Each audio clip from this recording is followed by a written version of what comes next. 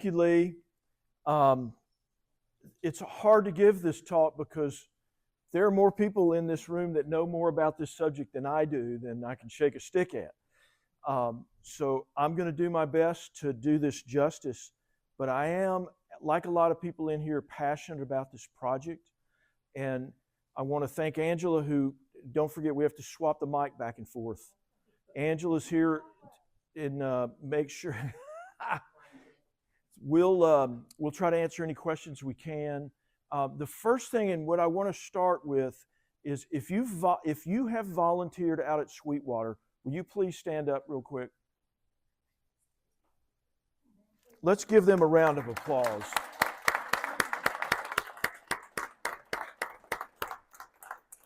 Thank you all. The work they've done in the last year has been incredible, and I've had the good fortune to go out and watch them probably more than I've actually chipped in. So I really am appreciative of them. I'm involved in this because Lee came to me. Oh, and thank you for the Natchez Trace Genealogical Society for allowing us to speak about this today. We really appreciate that. This is a great forum, and then BC and then with the North Alabama Local History YouTube channel, we'll have this all filmed on YouTube in, what do you think, a week, BC, something like that? You'll have this available. Put him on the spot.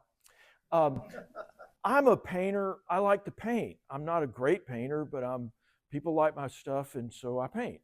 And I painted. I went out to Sweetwater one day, and I painted this painting, and it just, sometimes a piece of art tells a story, and for some reason, this little painting, there's been better ones done, there will be better ones done, but this one seemed to capture the imagination of a lot of people, probably because it was happening, hey Dr. Ott, hey Mary Donna, with so many people involved and getting involved in this, it struck a chord, and Mike and Sandra Johnson at PSI, for the first time ever, selected a painting as opposed to a photograph to put on their calendar for 2025.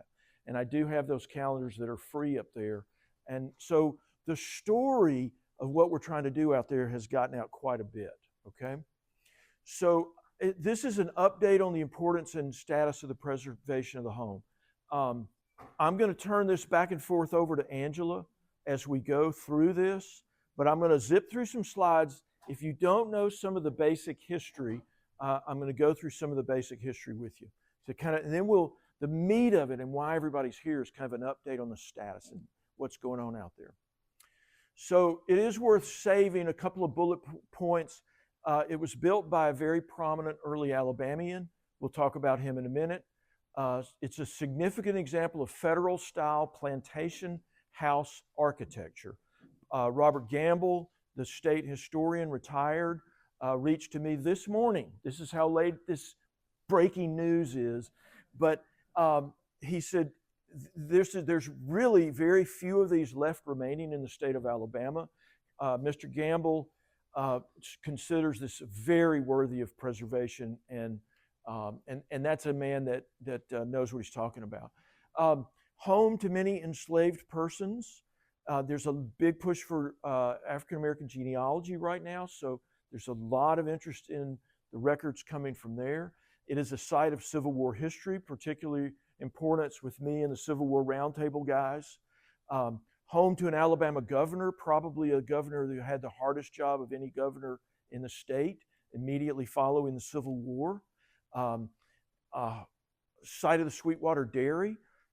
People still remember that. There's advertisements out there.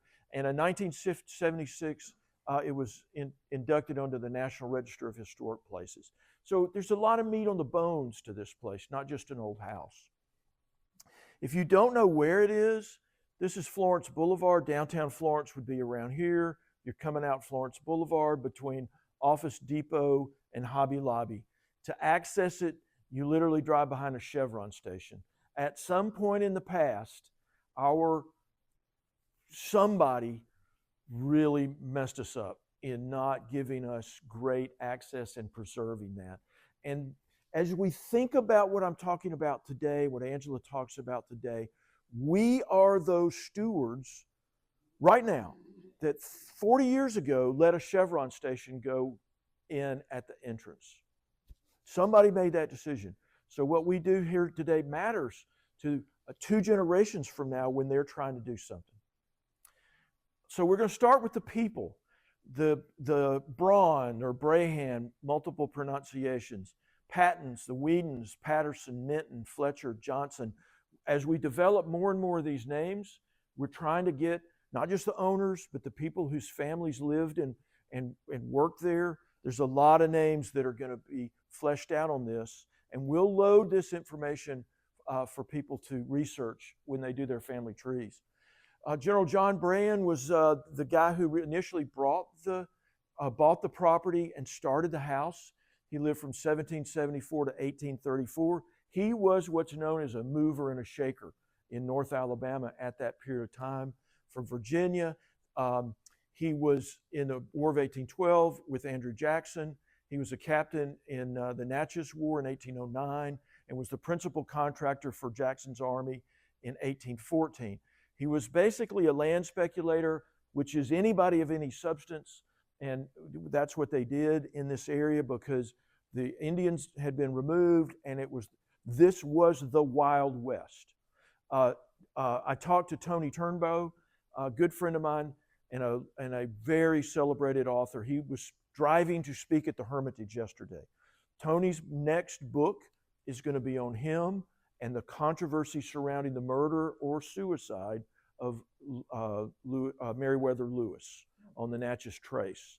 A fascinating story, and Tony he said, Carl, you could tell everybody a teaser, but if you tell me more than that, I'll kill you.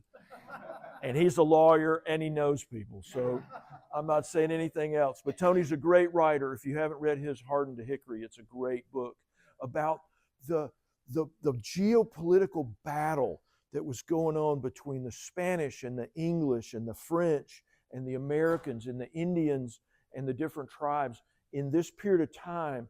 Was a complicated, it was Game of Thrones right here where we live. Very fascinating. He died in 1834, just a year after he got the building started. And so his name is very associated, and he's buried there on the property. His wife was Mary Weekly, also buried on the property. And you'll see me look to Angela a lot of times, like, right? Angela, like I say, she's forgotten more than I know about this subject. Followed by Governor Robert M. Patton and his wife Jane, 1809 to 1885. He married General Braun's daughter Jane in 1832. They were married over 50 years, and they lived on the property. He actually had originally had a house in town. I believe his brother had that house. His brother's wife didn't like where they were living and said, I want to move in town. And amazing that the husband did, and so they switched houses basically. And so that led General Braun or General Patton or Governor Patton to live at the Braun house. And he's really the one that completed the restoration or the building of it. And so the Patton name becomes very well associated. And we have a descendant here today, which is kind of nice. He was a Whig. He was against secession initially, like a lot of people up here. When Lincoln made his call for 75,000 troops, a lot of people who were anti-secessionists, when the call for troops came out to suppress the South, a lot of people were kind of joined the Confederate cause at that point. But this area was notoriously anti-secession, and he was part of that group also. He was elected Alabama governor from 1865 to 1868. This area was a disaster, in ruins, fought over continuously. To be the governor of the state of Alabama in 65 and 68, working with Union occupation, with the Freedmen's Bureau, the dislocation of the population, the white middle class was in disarray. A lot of people were widows, and there were a lot of wounded to take care of. So that was a period of time that was very controversial, and really he came out of it pretty good with a solid reputation after the war. So to me, that speaks very highly of him. He died in 1885 and is buried in Huntsville. and his wife died in 1902, which again, I know that a lot of us were born in the 1900s, a few that are not, but that's we're not that far back as this second generation at Sweetwater reaches into the 20th century, which most of us are somewhat familiar with the 20th century. William Patton deserves a mention here. He was one of their sons, and he was killed at the Battle of Shiloh. I'm rushing through this to give Angela some time. She's got some breaking news that just came from Shiloh. He was killed in the very first charge at Shiloh as they are going through the Union camps on the very first day, shot in the head in the first charge. And so at age 25, he was with 16th Alabama and died and was brought back to Sweetwater. And so, and his brother Robert died in Selma. So William died in probably one of the first major charges of the war at Shiloh. Selma was arguably one of the last battles of the Civil War. So the brothers in the Sweetwater story, both their deaths really bookend the conflict. And so I'm going to save that story for Angela. There's a significant enslaved population there, and my goodness, we have a lady, and I mention her name here in a minute, that documented and painted an amazing. Now, this is a lady who knows how to paint. She documented a large group of the enslaved people in their portraits and a little bit of their stories, which is really fascinating to have at a place like Sweetwater, where we've got not just names, first names and date and ages in the historical record, but we can match it up with brilliant portraits. This is Dick the Boatman right here, and we know other people that built and did things at the Sweetwater Mansion. Brick masons, enslaved brick masons, made the brick out of the clay coming out of the foundation on the property. Sidney DePriest hung the wallpaper, much of it hand painted, and that still exists at the site right now. So, here we go. Maria Howard Whedon is the artist behind this series of photographs or paintings I'm going to show you. We also know that the Freedmen's Bureau in 1865 listed several former slaves from Sweetwater: Evangeline Fletcher, Matilda Johnson, Simon Johnson, a blacksmith. Again, in the African American community, to have not only names but that kind of detailed information is terrific for the genealogical work that they're doing right now. This is Edmund Patton. This man stood at the foot of the steps or at the door to force Union raiders who were coming in to rob the house, and that happened a lot all over this area. But the Patton girls were inside the room, and he kept the Union raiders from coming in and into the room where the girls were. For his reward, Governor Patton gave him 25 acres and a 2-story house for his faithful service. And his descendants lived there until 1943. Again, a fascinating story. We could probably write a book about what we know about this relationship. Waddy Patterson and his wife Minerva. Watt was born around 1861, lived around 1880, and they had 2 children. Again, if you can't look into the eyes of these beautiful portraits to see what their lives look like, you really can. So this is post-war, during Reconstruction, during some really hard times, but this was a community that really lived together out here, and it is a story that should be told. And I think the smile on Watt's face says a lot. I think that there's a connection with the people through art, and this lady really captured it. Now, John David Whedon and Martha Hayes Patton were the next owners of Sweetwater. We believe that this is Maddie, the tall one, is what we think. I just got this picture this morning. We cannot find a picture of John David Whedon, so if anybody is out there looking for a mission in the world of genealogy, we're hunting for a photograph of John David Whedon. He was born in 1830, or he was born in 1840, died in 1908. Okay, but this guy was significant in the Confederate Army. He served with the 9th Alabama in Virginia, but also with the 49th Alabama as their commander all the way up until he was wounded at the Battle of Nashville. So this guy went through some very difficult time. To be a regimental commander in the Civil War meant that that was a person of leadership and respect and gravitas. And so again, after the war, he ended up becoming very active in real estate and insurance, which the family would stay involved in through their time at Sweetwater.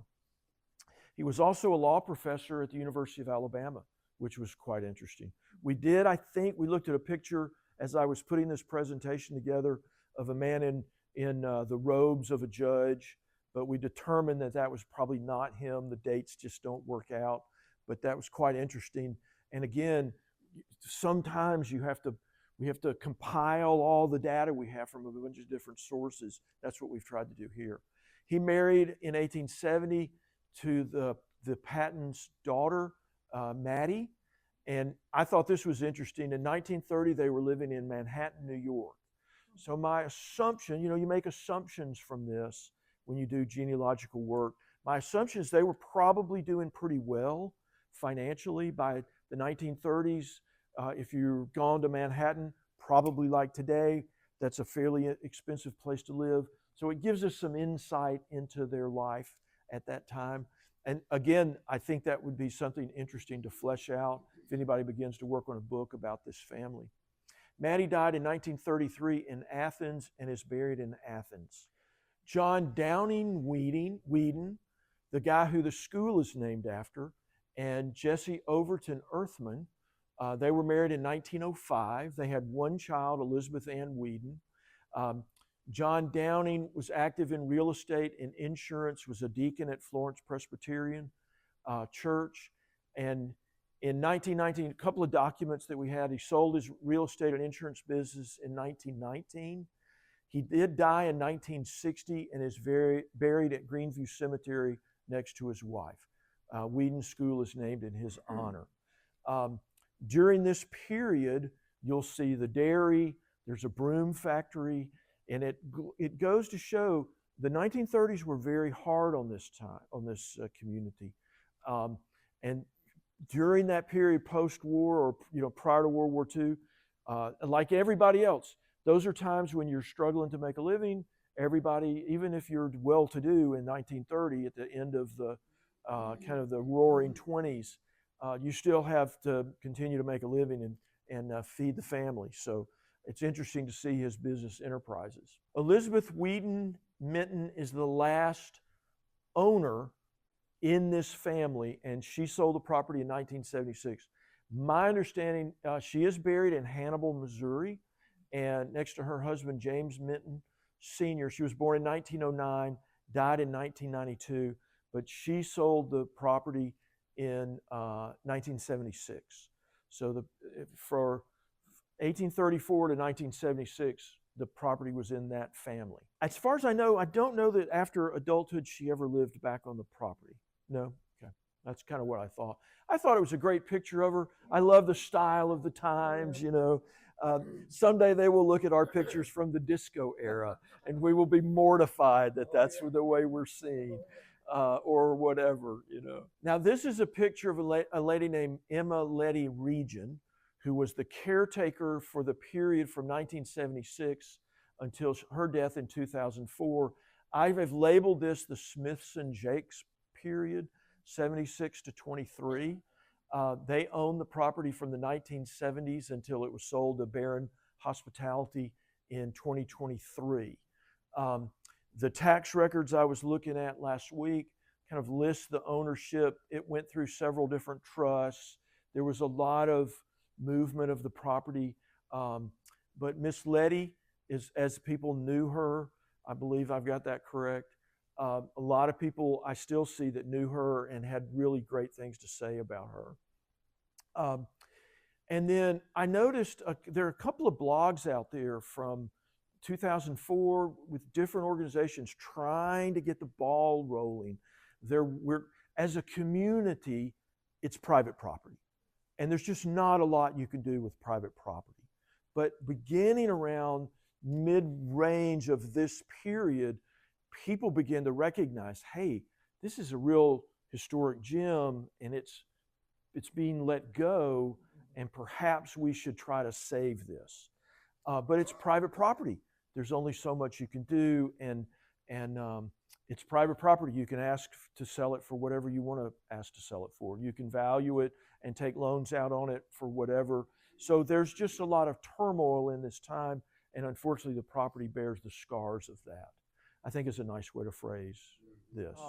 But it is interesting to see the efforts going back as far as 2004, and probably prior to that, because there was an era that a lot of people have forgotten called the before the internet era. And so I don't know what was going on before the internet when you could look this stuff up. Yes. Was this the lady that had all the evening dresses out there? She's the caretaker, but the lady that had the evening dresses is Susan Lee Smithson. That was the dresses, right.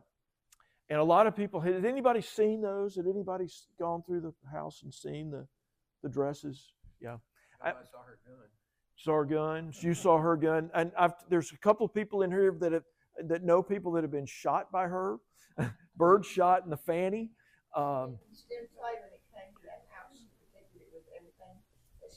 Yes, Angela really tells stories that we were talking beforehand about people going out because it's an obscure place to get to, and a lot of people claim it's haunted. There's lots of royal around, and everybody loves an abandoned building. It's just interesting, but I've always heard great things about her. But she did die in 2004, which is 21 years ago. So it's been 21 years since anybody has lived on the property until Angela and Lynn moved out there and live there now, I think. No, they don't. No, the truth of the matter is, I've only been back in the Shoals area for 4 years. To my knowledge, there's been some work out there. I know Lee took a team of folks out, and I know that there were several expeditions out to the property. But as far as organized volunteer work, I believe that started in 2024. And so in the fairly recent past, is the kind of the team gelled around getting that place. This is the current owner, Sanjay Patel. He's the president of Barron Hospitality. He owns quite a few hotels across Alabama in the southeast. He bought it as an investment property. It's a great piece of ground. I think he already owns a Hampton Inn here in Florence. I have not met him, but Angela has had a lot of discussions with him. My understanding is he has been a terrific guy to work with. He is a philanthropist. There are things that he supports. I've heard rumors that some of the people that are kind of colleagues with him are also supportive of what the team is trying to do. So I think this guy, in the final analysis, I think this guy's going to come out as maybe one of the big heroes of the Sweetwater story. And I'm hoping that Mr. Patel gets a legacy from this that he can be really proud of. I'm just very excited about his contributions to this conversation. And as an owner, certainly the biggest conversations go, this is America, you own it, you get to have the say. So whatever is decided right now is in the hands of Mr. Patel, and we appreciate him and want him to know it. So let's talk a little bit about the house. As I said, the architecture is a federal-style plantation house, very significant. The brickwork was probably done by slave labor, enslaved persons. The entrance, which is very noticeable in the technical terms from Mr. Gamble, is a colonial entrance with white square pillared portico of Greek Ionic columns up a set of marble steps. And I challenge anybody to say that with your eyes closed or very fast. But that is significant. They're like this group is kind of dedicated to genealogy. There are other groups of people that their fascination is with saving these particular pieces of architecture. So as we think about here, for whatever reason we're interested in Sweetwater, there is an entire community that's very interested in the architecture. The mantles in the house, and I believe there's one left and pieces of others, are made of imported Italian Carrara marble. It's fascinating to me that we know, and this is another one of those things that as recent scholarship begins to really uncover the African American contribution, to be able to know the name Sidney DePriest, who hung and painted the wallpaper, that is very significant. There was the labor that was undocumented and unpaid in the past is something that's kind of a travesty that we don't know this, but we do. And we do know that he was the grandfather of Oscar DePriest, a Republican congressman from Chicago. That's a story, and helping save this is important. If nothing else, for that one story is quite interesting. It once held an orchard of pecan trees that was cut down to create Florence Boulevard. I have heard rumors that there are still some pecan trees out there, and so once again, the horticultural community, that could be quite fascinating for them. What started this all in the beginning was Succotaneia. I love that word, and I'm sure that the Cherokees or Creek or Chickasaw who settled here first, I believe this is a Cherokee name, probably would be appalled at how I just pronounced that. But that was the original name. Afterwards, it was named Sweetwater, and then eventually Whedon Springs. But this natural spring at the foot of the hill that the Sweetwater home lies on, is what drew settlers to this area. It's what drew a farm being built there. Before, in prehistoric times, I'm sure I just was working with a team the other day looking at mastodon and buffalo trails who used to pass through here in herds of millions. I'm sure that this fresh water source was a very important source to them also. There is a story my mom just told me recently in the paper about a petrified wood found in Tuscumbia down at Spring Park. I'm sure around the Sweetwater site, the same thing is lying, waiting to be discovered. And I think that being able to pull our history back 10,000 years, 20,000 years is important as we begin to really figure out. And this is probably the most untouched space that we have in this area that might be able to link us back in that kind of information. So beautiful. Now, this wall still exists, and I'll ask Angela in a few minutes to kind of talk a little bit about that once I get the mic to you, if you don't mind. Tell us the status on that. It was they had running water at the house very early. There was a hydraulic ram that was there from almost the very beginning. So to think about that technology, and Angela will touch on the hydraulic ram when she kind of gives you some updates here in a minute. It was significant in the Civil War. A lot of anecdotes on both sides. It was right along the Huntsville Road. So between Florence and Huntsville, this road saw major traffic.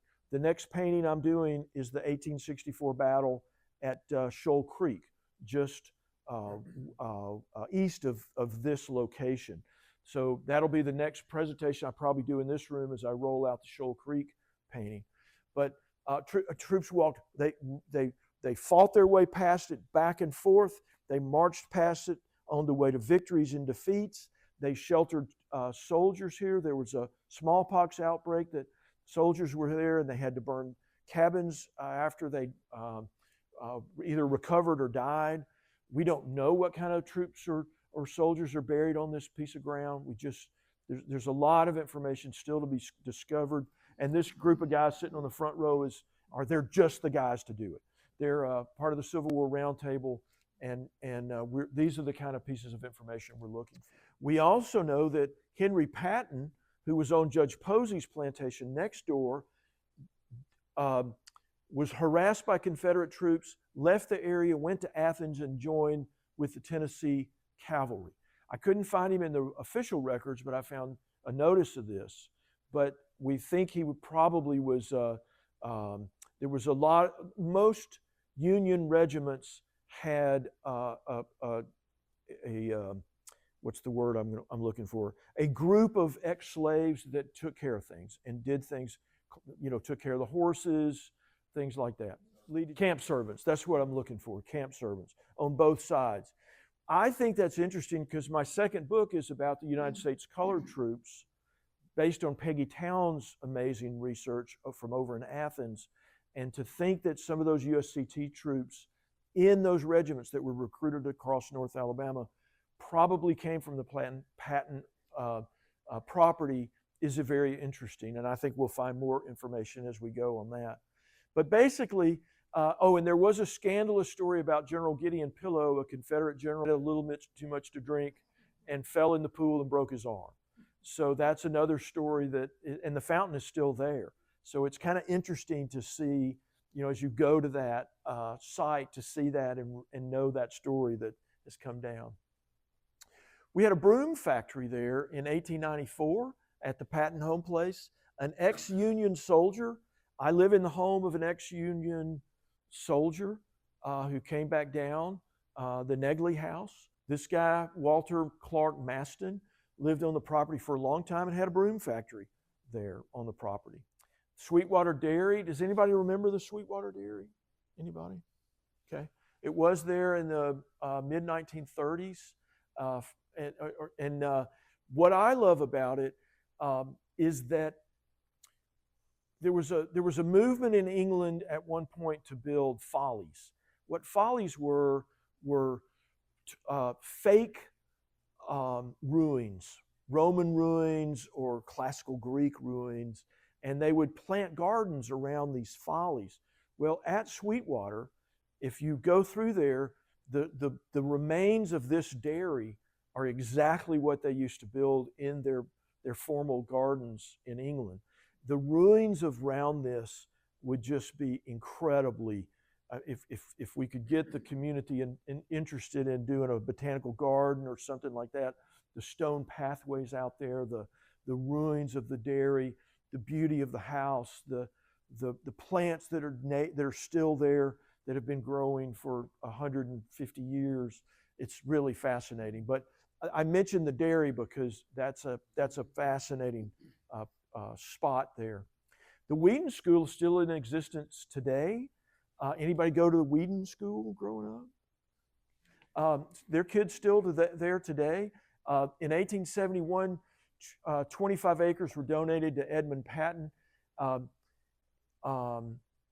He died in 1894, and then John Downing Wheaton began to purchase that area and donate or sell lots in 1919 as the dam boom, and all of a sudden Henry Ford's coming down here.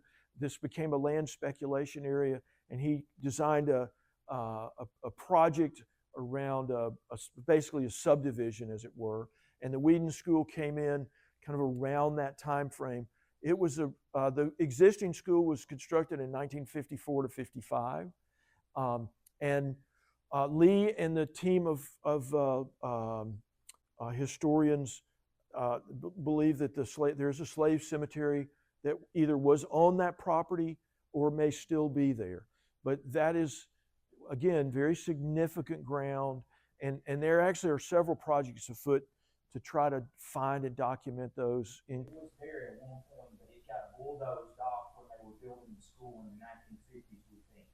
Yeah, and I've heard, they just, in the 50s, they just had a different thought about these things.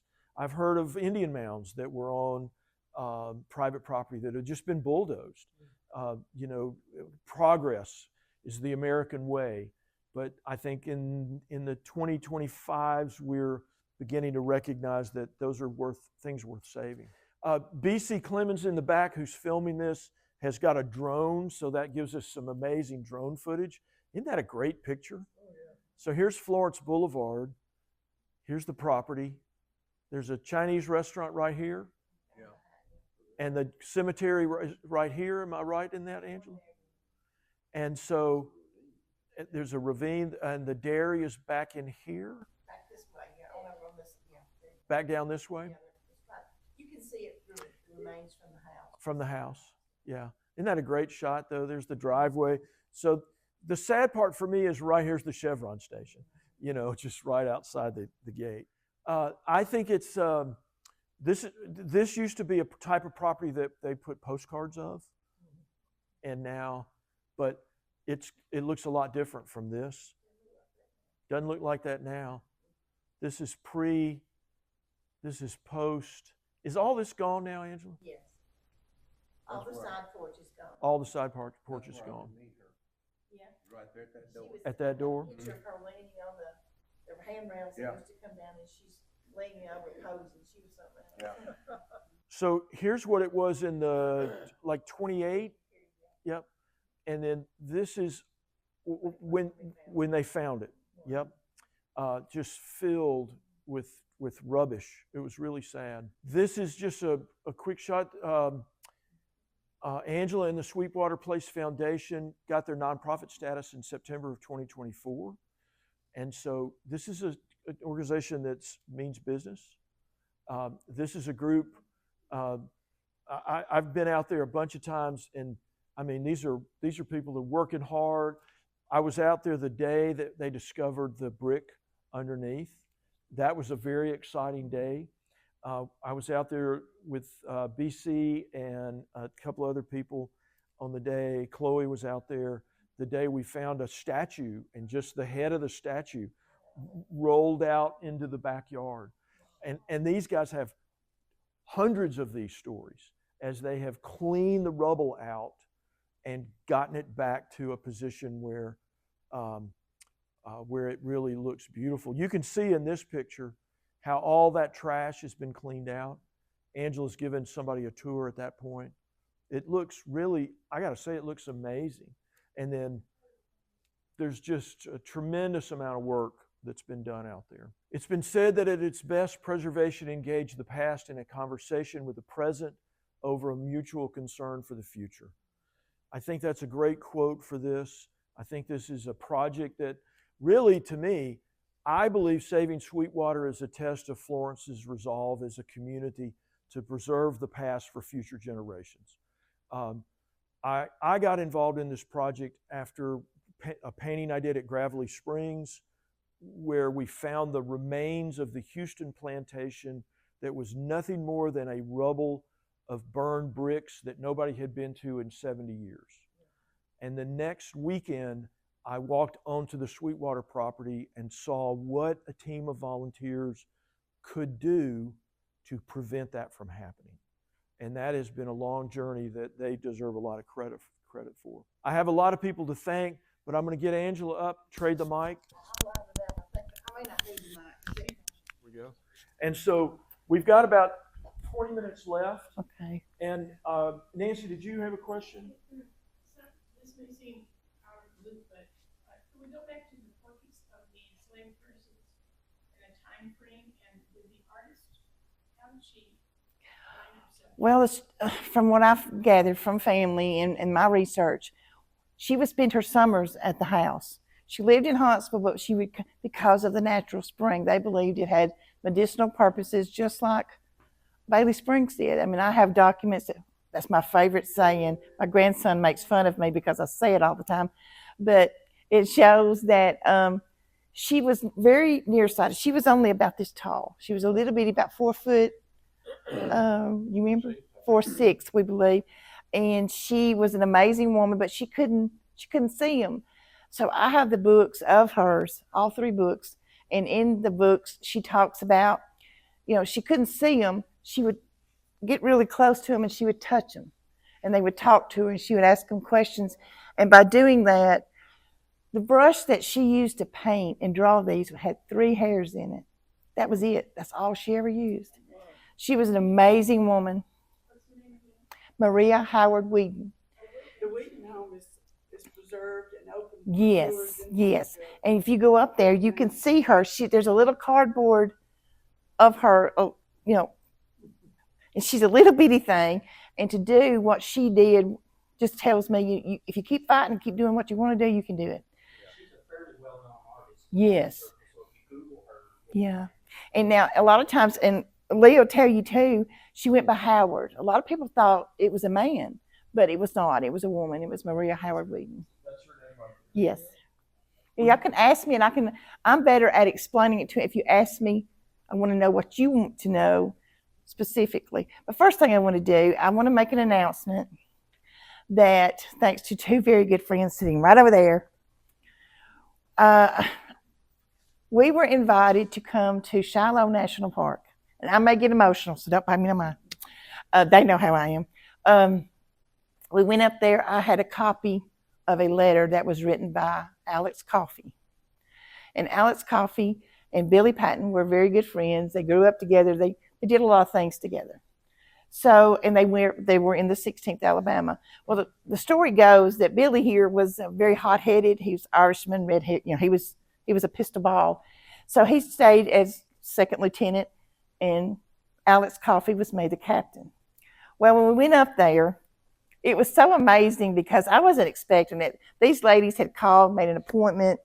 They have been awesome about helping me. Our group is great. I couldn't ask for anybody better, including you, BC.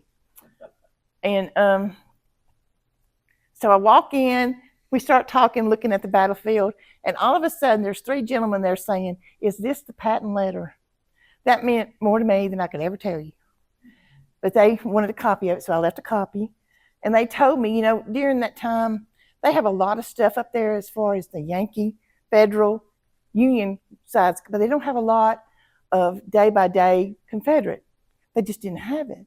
Well, the letter starts, and it tells exactly how he died. It tells what happened after he died, where he went. And so they allowed us to go out to where he actually was killed. But the main thing is they have offered, right now the script is being created. They're going to do a video of the actual day Billy died. Billy died in the first charge. And on this tour, right now you don't stop there. But they're going to do a video, and they're going to allow myself and my volunteers and the people that want to do it take each step he took the day he died, from the beginning of the charge all the way to the end. And then they're going to publish it, and you'll be able to go to Shiloh and actually see that happening. And Billy Patton and Mr. Coffey and the 16th Alabama, from now on, will have a stop on the tour at Shiloh. Nobody knew about it. And the letter proved all of it. So it was an amazing day. And thanks to those two right there, Miss Stu and Miss Lisa, she called, made an appointment. It was that important. So we're going to keep Billy's memory alive and what happened with all of them, not just Billy, but the rest of them. And Alex Coffey, if it hadn't been for Alex Coffey, Billy would have never came home. If he'd have died the second day, they would have never got him off the field. But the letter will explain everything. It tells what happened when he died, where they put his body, what happened to his body, and how Sam ended up with him and brought him home. So it's an amazing thing, but it's honoring Sweetwater. And that's all that really mattered to me, was that. He won't be forgotten anymore. I have a copy of the letter that Alex wrote his wife. That's the one I have. And talking about Robert Patton Yeah. coming to them. Now that one, I don't have. Yeah. This one. This is before the battle. Oh, okay. And they're camped over there around Corinth. Yep.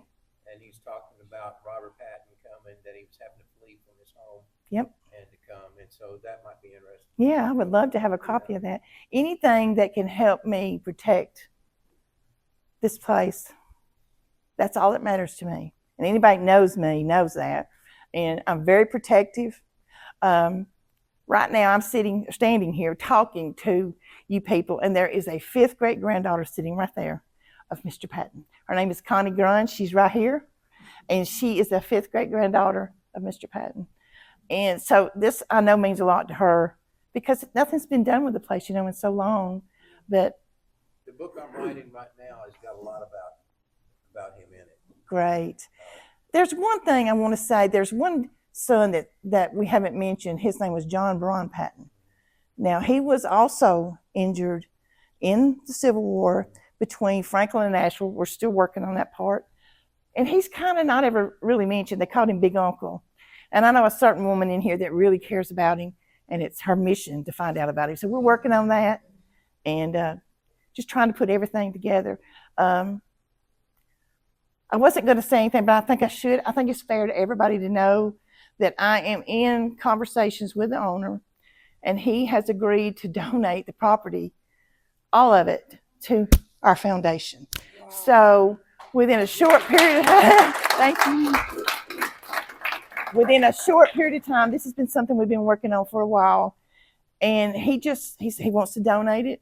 He has his own nonprofits. He's a very busy man, but I have absolutely drove him crazy. Believe me, I have drove him crazy. So, go ahead, honey. Just conservative guess, what would it take dollar-wise to get it back like it was? Well, the good thing about it is I haven't went to anyone and asked anyone for this little group, my group, our group. Yeah, we haven't got any. We are going to, as soon as it's in our name, and I know the money will go where it's supposed to go for what it's supposed to go for. But we have done all this by ourselves. I mean, we've had great donations. Thanks to Kurt here, we've had some great, funds come in, and we took that money and put it into everything that we could. I've had the structure looked at, the windows looked at, everything's been done, and we're sitting on ready. Let me add to that. We can't get grants because this is private property. Mm-hmm. So, But if it belongs to the Yeah. well, but it hasn't happened yet. Yes. So until that happens, literally everything has been done by Angela and her team, Mm-hmm. working with Mr. Patel, and him having the grace Yeah, he didn't have to do that. to say, come. There's, that's a big thing to let people on Yeah, your he's private property to do that. And can I point something out? sure. Honey, go ahead. I'd also like to point out from a very young standpoint, someone who's not native to Florida, it's like, we had a Christmas program and it was pouring rain 2 days prior to that program. Mm-hmm. Angela still managed to put up with the volunteers. 16 trees. She got tents out there. She got people with hot chocolate, and the community turnout that we had planned, and we kind of worked up, okay, like we should hopefully expect this. Was Yeah, probably blown out of the water. it was amazing. People that had grown up walking through the house Mhm. came and talked. And that's People all that from had- Angela. Well, thank you. And all the kids that have skipped school went through there and got a hold of Miss Lit. There's a lot of stories that. But as far as like the ram pumps are still sitting there. They're sitting in the area. There's 2 of them, and they're still sitting there. It looks like they left that morning. We were planning on coming back that afternoon to do something to it. It's unbelievable what is still there. And I'm sorry. So just backing up a little bit, in your wildest dreams, Mm-hmm. what's going to be the sequence and about how long do you think it'll take? Well, if I've got anything to do with it, it won't take long. I'm a pushy woman. They'll tell you that. When it comes to this place, but if I had to guess, right now what I've done is went to companies, local companies in the area about the windows, because I want it to be a community thing. Everybody should be able to have and enjoy a visit there. But I have companies right now that will pay out of their pocket to fix the windows.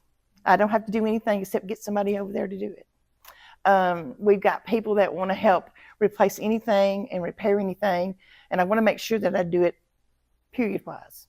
And also, once it is completed, if you haven't been over there lately, it's bad. I mean, but it's not as bad as you think it is. There's no termite damage. There's nothing like that. Any structural damage? Not really. I mean, it's yeah. I've had the roof checked. I had a man up in there checking it, making sure it was what needed to be done. And I actually climbed up in the attic and walked beam to beam, looking at stuff, and it's all still the way they built it, tongue and groove. It's amazing to see up there. Well, I grew up down there. My family was from here. My mother grew up down there. She played in Sweetwater Creek. I tell the story all the time about our grandfather. For some reason or another, he was baptized at midnight. We don't know why it was at midnight, but he was baptized at midnight in the Sweetwater Creek. So it's just, I've been tied to the place all my life. My grandmother We used to spend the night with her a lot. She would lay in bed. If you ask her about it, she'd say, well, we don't talk about the big house. That's what she called it. She said, we don't never go there unless you're invited. We never go unless they want us to come. And she actually told the story of her birthing 2 babies on the property. Her and her mother were midwives. So I haven't really I don't know the ins and outs of it, but it's just something that if you walk over there, my husband would tell you this, the minute, if you haven't been, or if you have been, the minute you pull in that gate, something happens immediately. It's like, to me it does, you're going back in time. It's an unbelievable experience. If you haven't been, you've got to come. And we're cleaning the roads. We've done all the cleaning that we can right now. I don't want to continue to work until it's in my name and the foundation has control. It's just, Are you talking like months? if I've got anything to do with it by Christmas, we'll have a lot of it done. I mean, I've got companies sitting. I'm saying within 2 weeks. Wow. Yeah, we've been working on it a while. So hopefully by the end of this coming week, it will be done. That's my dream. By the end of the month. Yeah, by the end of the month for sure. Once you do that, I think you're gonna see a real outpouring. I do too. Yeah. Because everybody, and I understand how people feel. There's been so much in and out, and they're going to do this, and they're going to do that. And they ask for money, and we have had events, but we never ask for a dime. Never. I'm not going to. Well, I have. What? Not much, but Yeah, we yeah. give them paintings. for it. Yes. For years that it belonged to some Yankee millionaire that wouldn't sell it to the community. Yeah. I'm Mm-mm. sure it was. Just imagine if we get, and when this happens, and we'll have it on paper, what we can do. I mean, imagine what I have a gentleman right now who has enough period furniture to fill the whole house, and is going to donate it to the house the minute we get it ready. So there's a lot been going on behind the scenes, a lot of things we've done. We've been over there at night.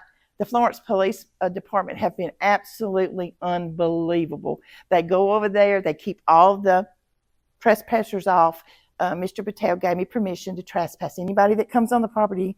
So I've been trying to protect it that way. We have cameras up, and they can see what if you go over there, they can see you. So I saw some of the round table cross. I stayed across the fence. Okay. Did you know he found it? I passed it. And Kurt, They didn't go very far. I'm sorry, go ahead. You know, the mayor's race coming up in town. Oh yeah, It wouldn't hurt yet to tell each of the candidates. they know. Yeah, they're very aware. See if they're interested. Yeah, they're very, I always ask the Yeah. candidate, and they say, oh, yeah, that's for it, and that's for it, and I'm good with that, but I don't want Sweetwater to become part of the political. I want it. Yeah, I know what you're saying. Yeah, I understand completely. It's a reality. Yeah, it is. But they are very much aware. There's been a couple of them over there. Some city council members have been over there. So they are very aware of what I'm doing and what the group is trying to do as a whole. What I want to do, because there's certain parts, like if you go down to the dairy, once you go past the dairy, that should be open to everybody, because the rails, the actual rails that the carts would go from the creek are still there. They're still there. And there's a story all on its own about the dairy. But once you pass the dairy and you go down this little hill, you'll find the most beautiful area I have ever seen. The Botanical Gardens in Huntsville have spoke to me about making that area, that one spot there. It's covered in these beautiful orange-looking bush flower things. I don't even know the name of them. And covered in butterflies. It's the most beautiful thing I ever saw, just right there in the middle of nowhere. There's little waterfalls and the spring. We have a certain lady in here that likes the spring. She's going to cover her face because she went down, and we've all had a little toss in this, but she went down because it needs some cleaning out down there. But the wall still exists, but there's a lot of things that there were snapping turtles, so we didn't get a lot done that day. She actually stepped off in there, kind of ended up getting wet, but it's the most beautiful thing you've ever saw. Do you want all that to be preserved? Every inch of it. But I mean, we do have museums where Yeah. people, historians will preserve. and Yes, put I a lot want of it to money be. into that preservation. I want it to be preserved as much as we can keep it the way it is. So it could be even a natural preserve Yeah. as well as a house. I don't know if you get on we have a web page, a Facebook page.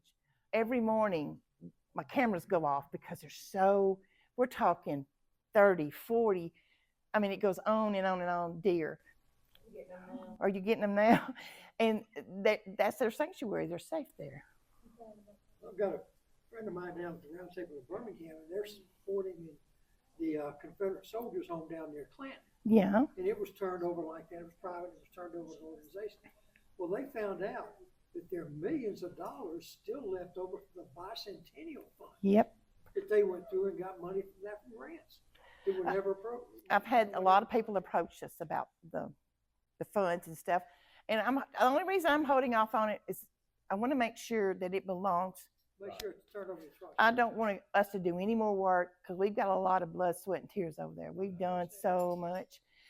But to know that we're this close, I didn't realize that much money was still available from that I fund. didn't either. But 50 years ago. I had some, and Mr. Gamble, Bob Gamble, he has given me his undying support. He's an amazing, amazing person. And there's another little lady in here. Where's she at? There she is, Miss Millie. Miss Millie Wright has been fighting for Sweetwater for many years, and she's sitting right back there. And she doesn't get the recognition that she should get either. Actually, Bob, I put your name on the last slide. Mr. Gamble had me do it this morning. He said, you gotta have Millie Wright on there. Bob's still looking out for her. Yeah, a last quick question. Mhm. The slave, where the houses were, Mhm. is that still part of this property? Yes. The total property at this time would be 26 acres. That would be, and then we were approached a few days ago about the property across the road where he can't do anything over there either. So that part would be part of the 26. And then there's another piece of property where the trees were that is owned by a local company. And they are talking to me about, so what it basically comes down to, we may have all the Sweetwater back to be able to preserve, because there was encampments across the highway. And I think Lee can tell you a little bit more about that on the other side of the highway there, because the highway wasn't there. And right now we do know we have burials on the property. I've had it checked, double checked, and checked again. And I have found a lot of the slaves and the servants, descendants are still alive, including Edmund. He has family in Memphis that are very interested in the burials that we have found. I've got a lot on the DePreez family too. That's an interesting story by itself. That area out where the houses were, that would be a great thing for an archaeological dig and Yes. And that's another thing I wanted to let everybody know, that we're not just, I have spoken with numerous archaeologists, and the University of Alabama is definitely interested in coming up here and helping us to locate what we need to locate. And I'm not going to say no. I'm just waiting. All I'm waiting for is him to sign that paper, and we're gone. We're going to go with it as fast as we can and do it correctly. And I couldn't have done it with a lot of these people. This team, we're small, but we're strong. And, that's all that really matters to me. But We've got to end because we're double booked. Yep. Can I get a round of applause for the volunteers? Thank y'all so much.